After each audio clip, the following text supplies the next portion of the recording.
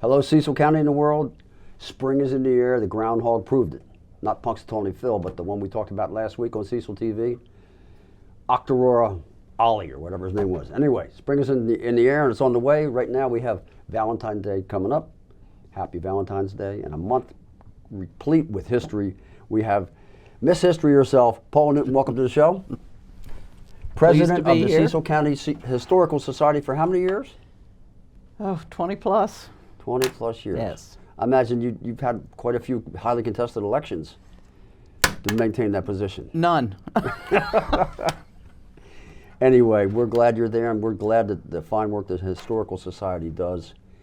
Oh, folks, if you've never been to the Cecil County Historical Society, it's on Main Street.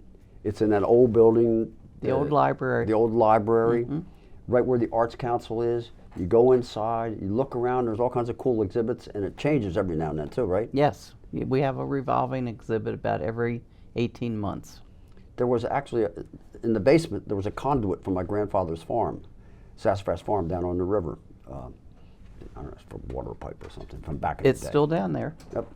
Anyway, people come to the Historical Society on First Fridays, right? Always. We haven't been open on First Fridays for the last year. Oh, I knew that. Just a little quiz to see if you knew. Yes. So sharp, Paul. We do have a membership open house in December. Okay. So if people want to go to the Historical Society, they can check your website or Facebook page? Yes, we're there Mondays and Thursdays from 10 to 4, the first Saturday of every month from 10 to 2. If we had more volunteers, we could be open more hours. Gotcha.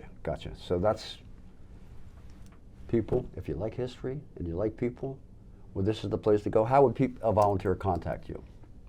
Just send us an email. To Cecil County? CecilHistory.org. Cecil. And tell us if you have any special talents. You don't have to have any. Just an interest and free time. There you go. So, speaking of free time, we have a whole year to get involved in what you're about to tell us about right now. That's right.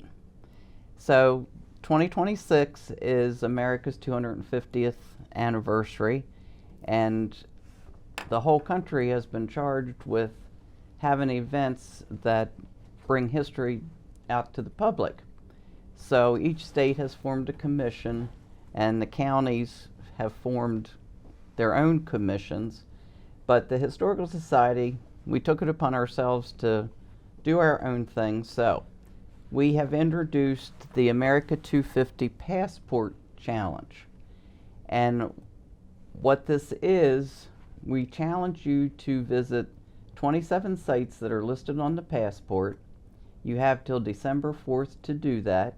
You need to take a selfie at the site, and then when you have the passport completed, you can bring it into the Historical Society, and you receive a slate with the original county seal.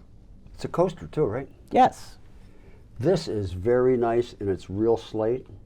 And all you have to do to win it is that the passport itself has 17 locations. Is that correct? 27. 27. Okay. So this is what it looks like, and you can pick that up at any of the library branches, the Historical Society, County Tourism, and Fair Hill Nature Reserve.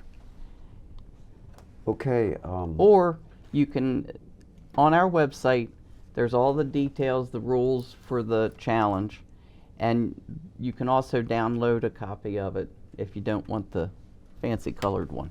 Here's one here that's close to me. Perry Point Veterans Museum at the grist mill.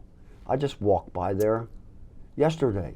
I was going to walk, well, no, I didn't walk by, I walked to it because it was so cold I had to turn around right there and walk back to the car.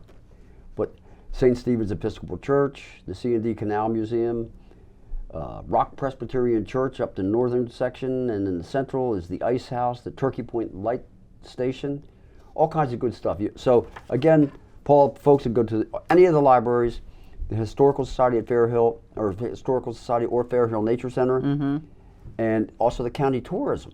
Yes. And that county tourism is actually in Northeast Park, right? Yes. So being a pretty smart guy, I'm looking at the county tourism.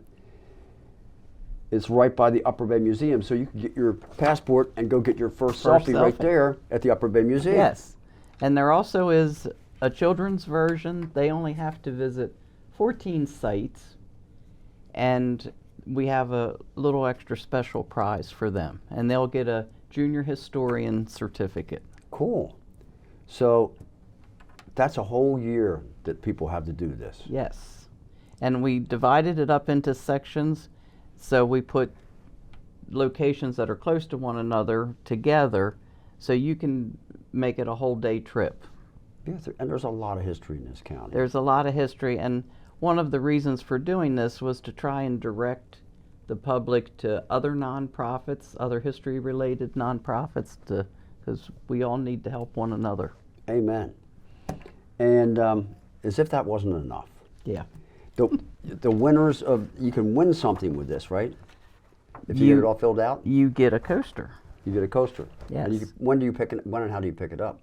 December 4th. Well, whenever you complete it, you can bring it into the Historical Society, and we'll give you the we'll coaster. have an award ceremony December 4th, which is First Friday, right? December 4th is the end of the challenge. Okay. Okay, I got it. And you have another contest as well, right? Well, we do. Unexpected. So someone gave us a bag of wooden nickels, and we already had the whole set from the bicentennial, and so we wondered what to do with them. And I have a very creative group of volunteers.